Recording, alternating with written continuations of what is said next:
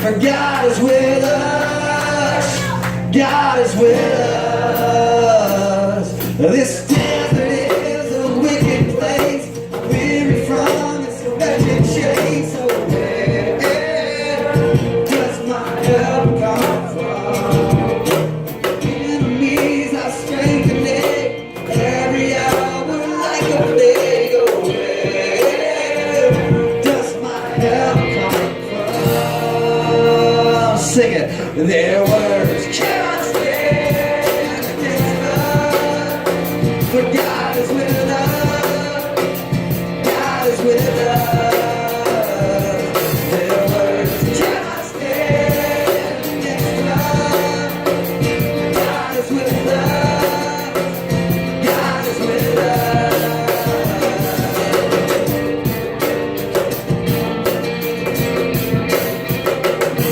Their armies charge and storm the gates. When I call upon the name, that's where my help comes from. Victory is in our hands. The strongest darkness takes the dead with the dead. My help comes from. Their words cannot stand against us. God is with us. God is with us. Their words cannot stand against us. For God is with us. God is with us. We won't be afraid. Through the flood and flames, we'll never give up. God is with us. We won't be afraid. Through the flood and flames, we'll never give up. For God is with us. God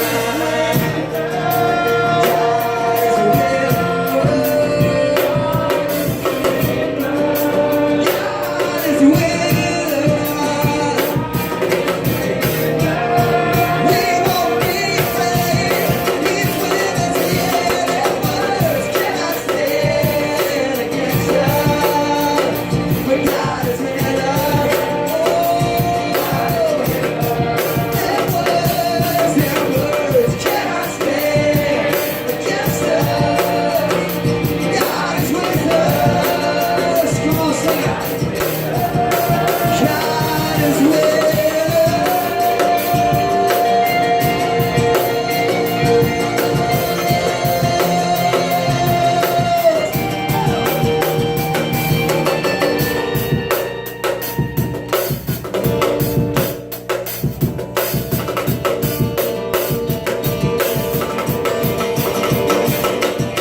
Thank you.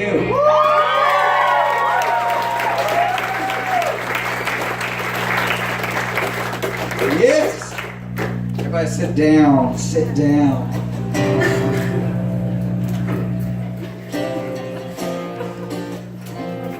Anybody you trust in this world? Anybody you trust with your life? Anybody you trust with anything? Trust it all? Trust a little bit? Trust. Let me tell you something that God said about you. Actually, it wasn't God. It was Peter that said it. He said, listen, to cast your cares upon Jesus because He cares for you. Now, can you trust Him that He cares for you? Like, here's the thing.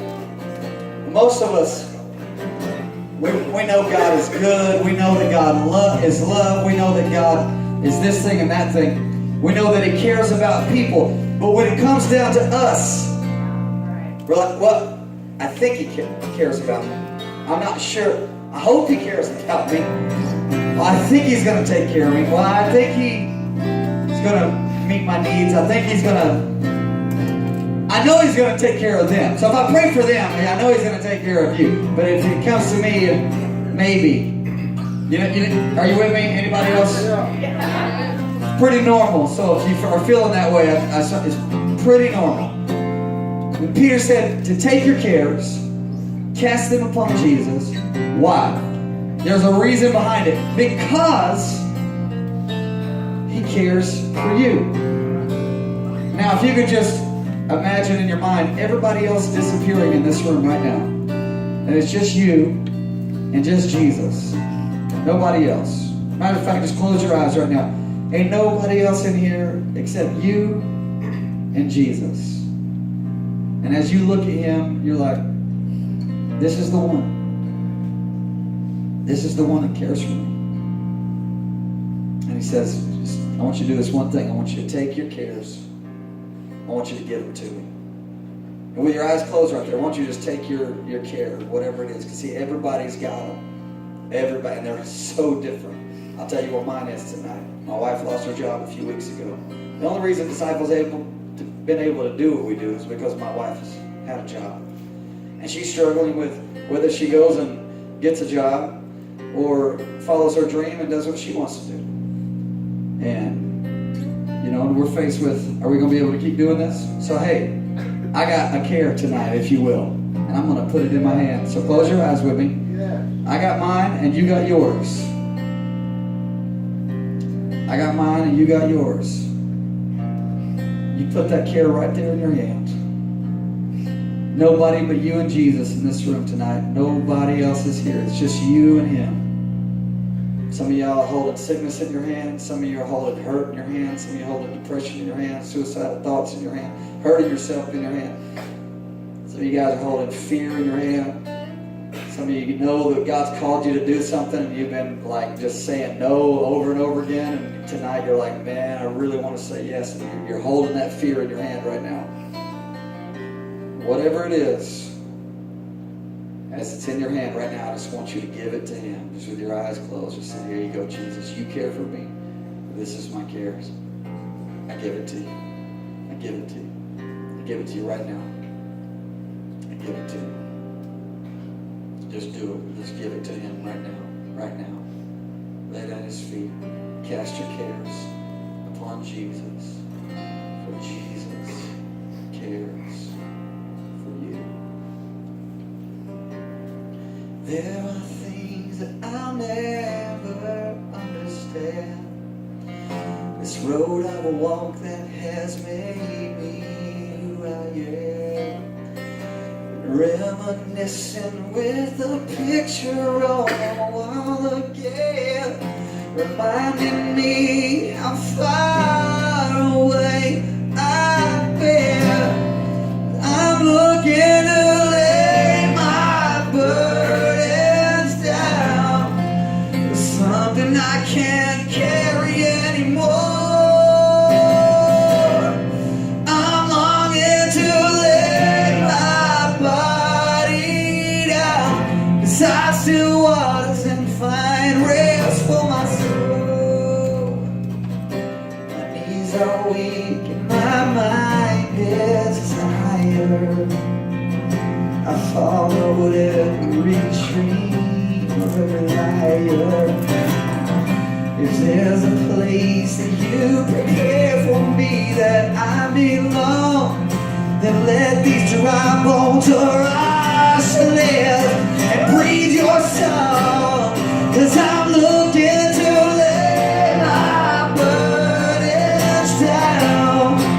There's something I can't carry anymore.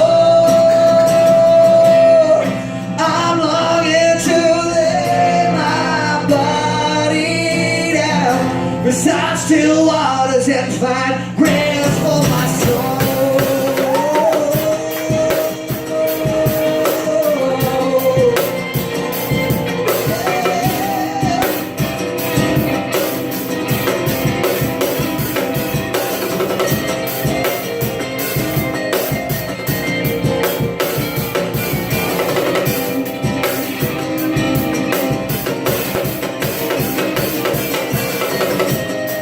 What once was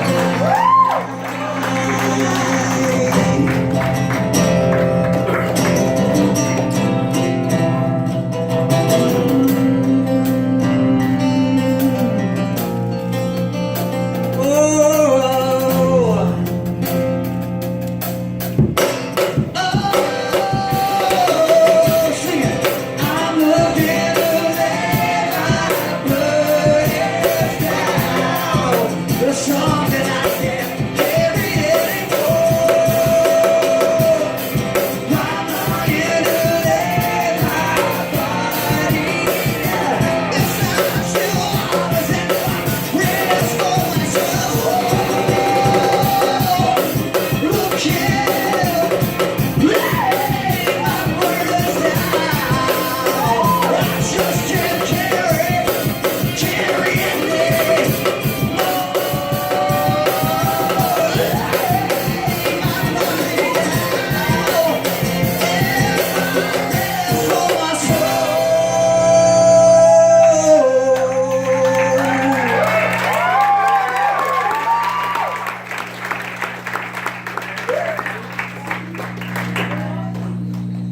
Man, I felt that.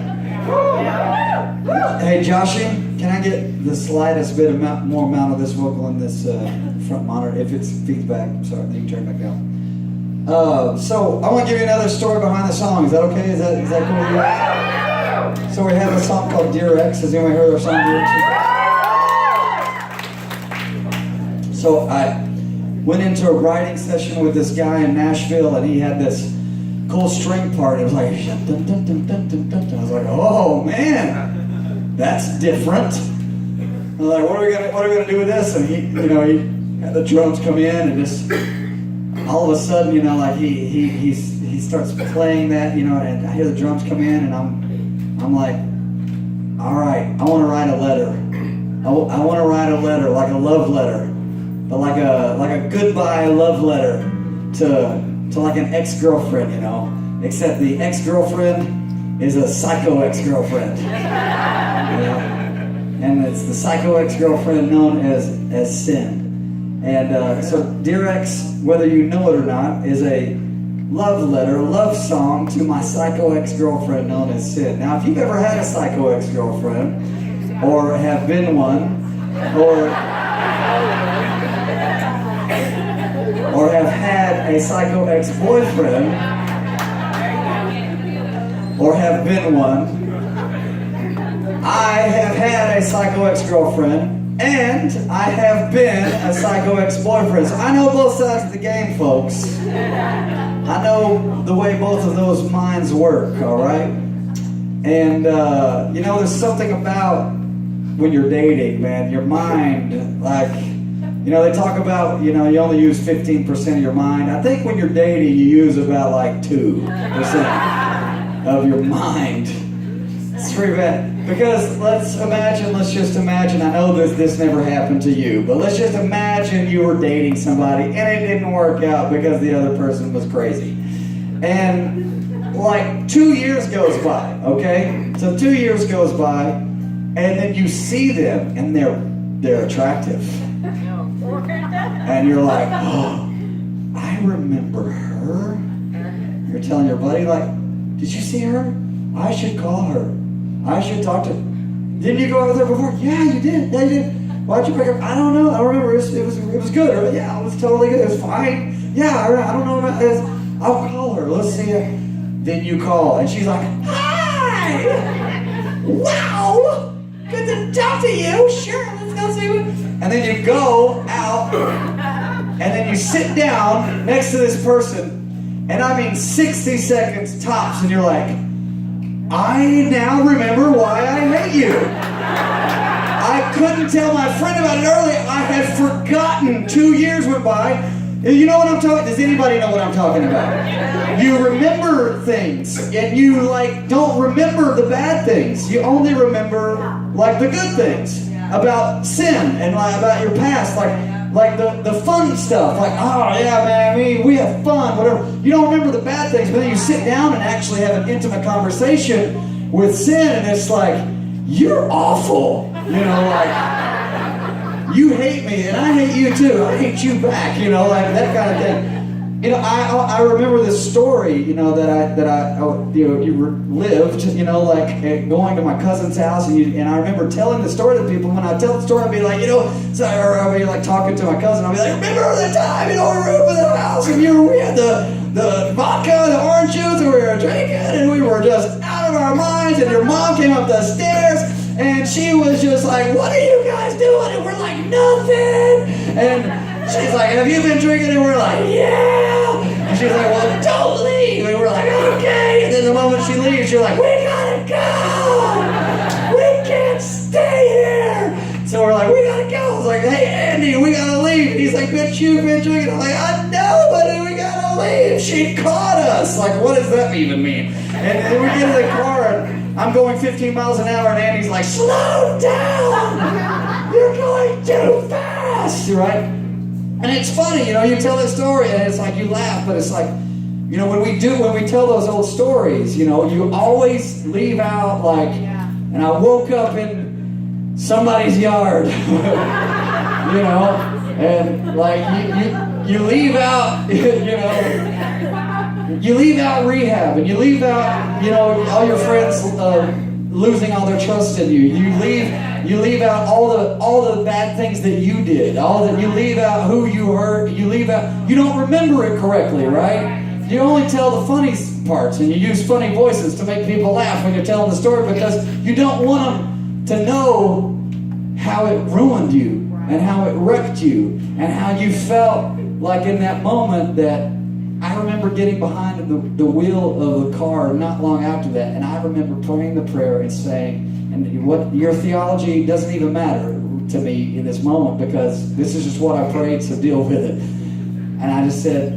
God, please don't let me die tonight, because I know if I die, I'm going to hell. And whether that's true or not to your theology, that's what I prayed, and that's what I felt in that moment before I got behind the wheel of that car in the shape that I was in. I said, please don't let me die tonight. And sin, when you're thinking about sin, your psycho ex-girlfriend, when you think about it, you've like overcome a sin for a couple of years, and you forget all that it stole from you. You forget what it took from you. You forget how it killed your heart. You forget how it killed your family. You forget how it hurt the people that you love. You forget what it stole from you. You forget, sin always whispers so sweet and so soft and so pretty and so attractive. And that exact same voice, the moment that you give in to sin, is like, you are the worst person in the entire world. There is nobody worse than you. You should just kill yourself and die, because you have failed this over and over again, and you are never going to get better, and you are never going to stop, and God hates you. And it's about time that you just turn around and go, you know what? No. God actually loves me. You hate me. You're the one that's trying to destroy me. You're the one that has ruined my life. You're the one that I keep listening to that got me in this mess to begin with. And I'm tired of listening to you. You used to hold me at night. You used to comfort me at night. And I'm just telling you, it's not you, it's me. I'm out of here.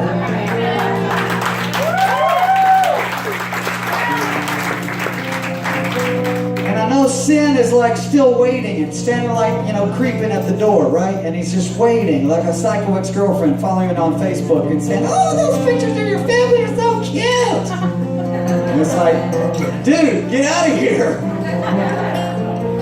And Sin's just waiting, oh, you and Jesus, you look so cute. I know this Jesus thing. And if it doesn't work out, I'm still going to be here. If you get mad and you get angry, you know how we used to cope with your anger. I'll be here. We'll cope together with an old way, just in case this Jesus thing doesn't work. If you get stressed and depressed, I'll be here for you. I know the Jesus thing, that's pretty, you guys look great together. But if you get stressed and depressed again, I want you to know I'm going to be here to take care of you. Oh, that hate in your heart, I know you're suppressing it. I know it's put down and I know that you're full of love right now. But just in case, remember all that energy that anger gave you. Remember all that energy that it gave you to lash out. And it felt good to tell that person how you really felt. Well, I'm going to be here just in case you ever want to tell them how you really feel, instead of loving them, instead of accepting them, instead of helping them along in their journey and in their brokenness, and letting them know that it's okay to fall down, that somebody needs to be there to actually pick them up. I'm going to be here just in case you want to go the other way and just kick them while they're down. I'll be here for you. And so when I heard those strings, I said, this is the letter that I want to write.